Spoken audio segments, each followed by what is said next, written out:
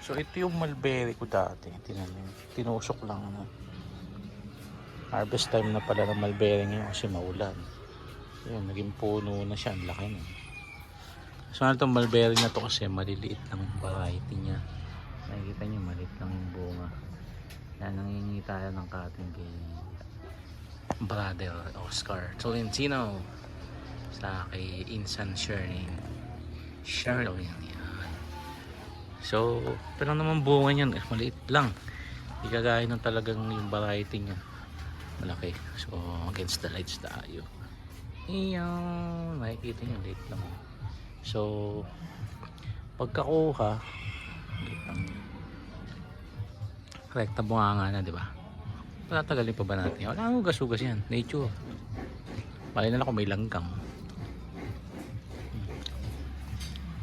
Mulberry, capacity siya parang grapes, antioxidant. Diba?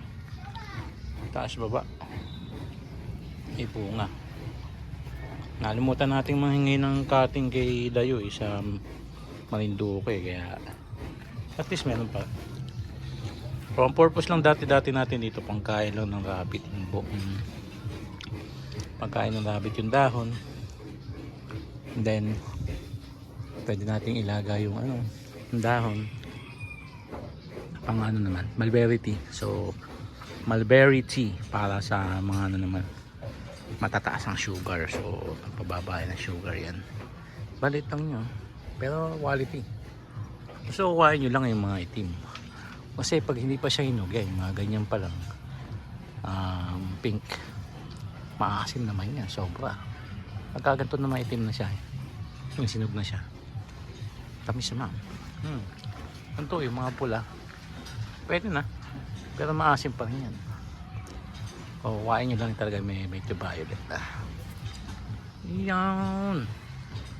Dagdag kaalaman. Hindi ba mga matataas na pinabot mga pollinators natin, diba? Wasak ba yan? Wasak diba mataas na wala natin bumali ng sanga. Yun na mahirap, walang cameraman, diba? So yung category niya ulog pa yung isa. So pink, papula, and then itim yung category niya. Panalo to. Yum. Thanks for watching mga kawagis. Goodbye.